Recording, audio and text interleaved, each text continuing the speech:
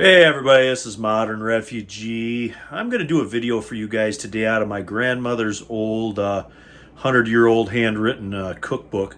If you guys just started following me, I did some videos for some medicinal items and some recipes this summer out of this cookbook. But I've got one here that's sort of seasonally correct. We're in December here, and it's actually a gingerbread recipe. And I'm going to turn the camera around here, show you guys what that recipe looks like. I'm going to read it to you. I'm actually going to half this recipe because I'm not sure if my guys are going to like that much gingerbread. But I'm going to just take a few minutes here. I'm going to talk to you guys about the recipe and sort of old-time cooking and whip up a batch of this for you guys. And here is the old recipe. It's the second one down there. And it's written as such. It's 2 cups of molasses, a cup of hot water, 6 tablespoons of butter, 5 cups of flour, a teaspoon of soda, and a teaspoonful of ginger. And this is sort of common ingredients that they would have had back years ago, especially the molasses. Molasses was something I can remember in all the old farmhouses and all the old pantries.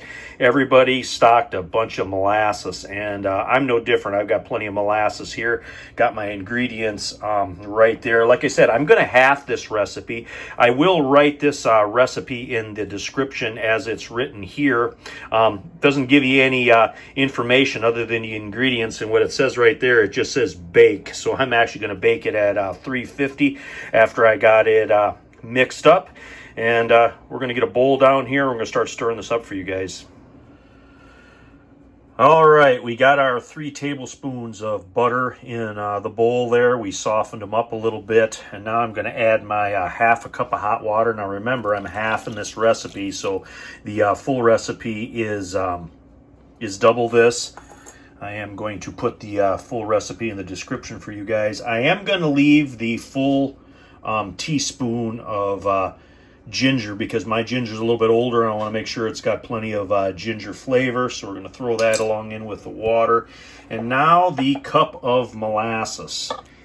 And if you don't know anything about molasses, molasses is one of those forever foods, just like honey and sugar is, and salt.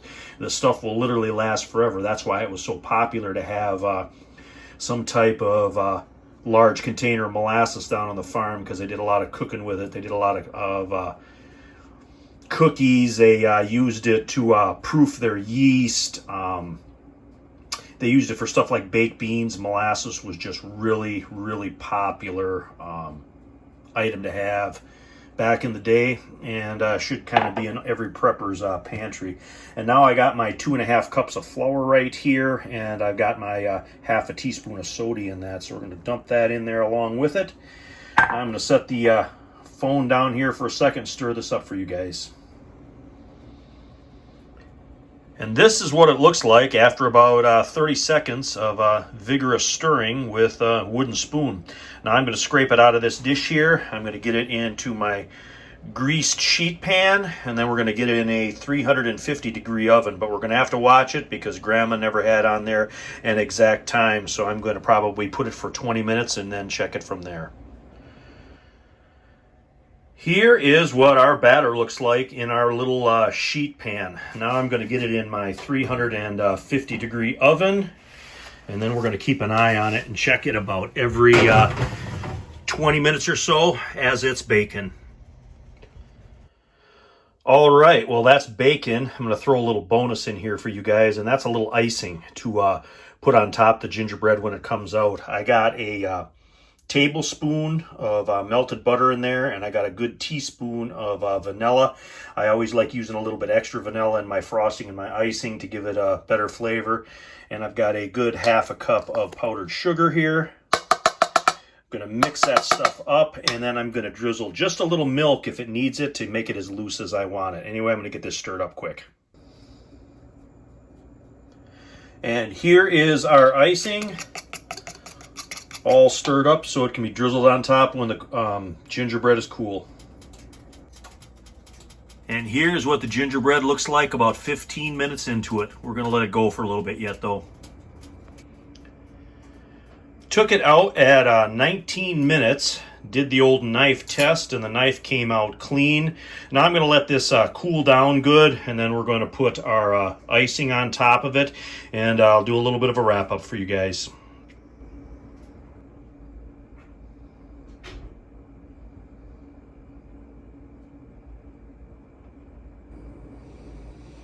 Well, guys, there's the gingerbread back there. Here is a little sample of it.